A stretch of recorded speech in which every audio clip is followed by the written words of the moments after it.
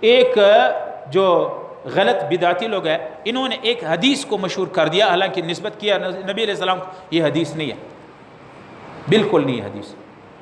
انہوں نے شروع کر دیا کہ اس کا تو ثبوت ہے، جی کہاں ثبوت ہے؟ آپ صلی اللہ علیہ وسلم نے فرمایا من بشرنی بخروج سفر بشرتہ بالجنہ، جو سفر کے مہینے کے نکلنے کا مجھے خوشخبری دے میں جنت کو خوشخبری دے۔ خدا کی قسم یہ میرے نبی نے نہیں فرمایا، یہ میرے نبی کا ارشاد نہیں ہے، یہ لوگوں نے من گڑت پیغمبر علیہ السلام کی طرف منسوب کر دیا۔ بہرحال ایک رسم غلط سفر کے مہینے میں تو ایک یہ ہے، دوسرا ایک غلط رسم یہ ہے کہ سفر کے آخری چہارشنبہ، جس کو آپ لوگ بھی کہتے ہیں، سنا ہوگا سروری چہارشنبہ کہتے ہیں، سروری چہارشنبہ۔ اس سروری چہارشنبہ میں سلامن سلامن، کوئی مولوی بھی لکھتے ہیں سلامن سلامن، وہ چاشت بناتے ہیں، پھر وہ بناتے ہیں، پھر ڈال کر کے لوگوں کو پلاتے ہیں۔ بھائی یہ کام پیغمبر نے کیا؟ یہ نبی علیہ السلام کے ابوبکر، عمر، عثمان و علی نے کیا ہے؟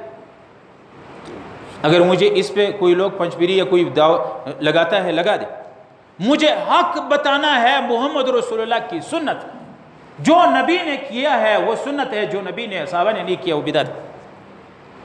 اچھا، سفر کے آخری چہارشنبہ میں پھر لوگ شیرینی تقسیم کرتے، سن لینا یہ شیعوں کی اور یہ دین اسلام کے دشمنوں کی علامت ہے۔ سفر کے آخری چہارشنبہ رسول اللہ بیمار ہوئے تھے، آپ صلی اللہ علیہ وسلم کی مرض الوفات، نبی علیہ السلام کی جو بیماری درد سر میں، سفر کے آخری بدھ کو حضرت عائشہ رضی اللہ عنہ کہتی ہے آپ صلی اللہ علیہ وسلم جنت البقیع قبرستان میں تشریف لے گئے، وہاں سے آئے، کہتے ہیں عائشہ میرے سر میں ایک دم درد شروع ہو گیا، مجھے بخار ہو گیا۔ منافقین نے جب سنا کہ محمد مسلمانوں کا پیغمبر بیمار ہو گیا، انہوں نے شیرینی تقسیم کر دی۔ آج تم کس خوشی میں تقسیم کر رہے ہو؟ اچھا، بعض لوگ کہتے ہیں اس چہارشنبہ کو پیغمبر علیہ السلام کو شفا ملی، کوئی ثبوت اس کے، اس لیے شیرینی تقسیم کرنا یا روزہ رکھنا سفر کے آخری چہارشنبہ اس کی کوئی ثبوت نہیں۔ اور بلکہ اس مہینے کو یہود نے اس سفر کے آخری چہارشنبہ جب آپ صلی اللہ علیہ وسلم کو بخار ہوئے اور سخت بخار ہے، رسول اللہ صلی اللہ علیہ وسلم یہاں تک کہ بخار کی وجہ سے ایک دن، ایک 24، ایک شواروز پیغمبر علیہ السلام نہیں اٹھے، نہیں آئے، تو یہودیوں نے تقسیم کر دیا شیرینی کہ مسلمانوں کا پیغمبر بیمار ہو گیا، اب اس سے جان خلاصی ہوگی، اچھا ہے کہ یہ چلا جائے، نعوذ باللہ۔ تم کس خوشی میں کر رہے ہو؟ اس لیے یہ دوسرا غلط عقیدہ ہے، بدعت ہے۔ اچھا، سفر کے مہینے کو لوگ برا بلا کہتے ہیں، منحوس سمجھتے ہیں، حالانکہ سفر کے مہینے میں دین اسلام کے بڑے فتوحات ہوئے۔ اگر منحوس مہینہ ہوتا تو پھر سفر میں دین اسلام کے بڑے احکام نازل ہوئے۔ نبی علیہ السلام کو مکہ سے مدینہ کی ہجرت کا جو حکم ہوا، ہجرت کا آغاز ہوا، وہ 27 سفر کو نبی علیہ السلام اور ابوبکر کی رات وہ مکہ سے ہجرت کا آغاز ہو گیا۔ اور ہجرت کتنا بڑا عمل ہے، نبی علیہ السلام فرماتے ہیں ان الحج یہدم ما کان قبل، حج کرنے کی وجہ سے بقیہ ماضی کے تمام گناہ معاف کر، وَإِنَّ الْهِجْرَةَ، اسلام کے لیے، دین کے لیے ہجرت کرنا، اس دین بچانا، ایمان اور اپنے ناموس بچانا، کافروں کے وطن سے یا اس اپنے وطن سے ہجرت کرنا، یہ انسان کے گناہوں کو معاف کر دیتا ہے، صاف کر دیتا ہے۔ ہجرت کا آغاز سفر کے مہینہ میں ہوا۔ جہاد بالسیف، تلوار سے جہاد کا حکم سفر کے مہینے میں ہوا۔ 12 سفر سن 2 ہجری میں نبی علیہ السلام کو حکم ہوا اب کافروں سے تلوار لے کے لڑنا ہے۔ غزوہ ابوا، غزوہ ودان، غزوہ بیر سریہ بئر معونہ، غزوہ قدید، غزوہ اسامہ بن زید، یہ سارے غزوات سفر کے مہینے میں پیغمبر علیہ السلام نے کیے۔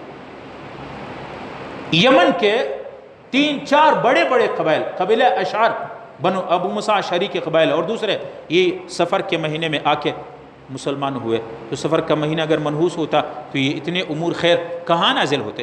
ایک روایت میں ہے کہ مسلمانوں نے سن 7 ہجری میں مسلمان یہود پر غلبہ، غزوہ خیبر فتح ہوئی، یہ سن 7 ہجری سفر کا مہینہ تھا۔ مدائن اور کسرا کی فتح سفر کے مہینے میں ہوئی، سن 6 ہجری سفر کے مہینے میں ہوئی۔ آذربائیجان کی فتح سفر کے مہینے میں ہوا۔ حضرت بڑے بڑے صحابہ جو پہلے اسلام کے مخالف سمجھے جاتے تھے، جس سے مسلمان بڑے تنگ ہوتے تھے، بڑے کمانڈر ہوتے تھے، حضرت خالد بن ولید اسلام لایا سفر کے مہینے میں۔ عمرو بن العاص مسلمان ہوئے، جو مدائن کا پھر فاتح اور امیر بھی رہا۔ عمرو بن العاص، عثمان بن ابی طلحہ، اور یہ سن 8 ہجری میں سفر کے مہینے میں مسلمان ہوا۔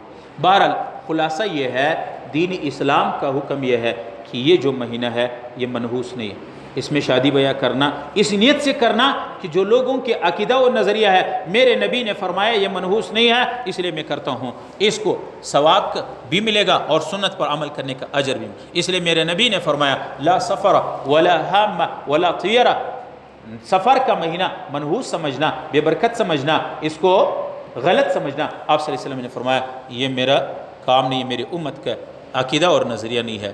جو لوگ ایسا کرتے ہیں آپ صلی اللہ علیہ وسلم فرماتے ہیں یہ ہمارے راستے پہ نہیں ہے۔ اللہ رب العالمین ہمیں ہر سنت پر عمل کرنے کی توفیق عطا فرمائے۔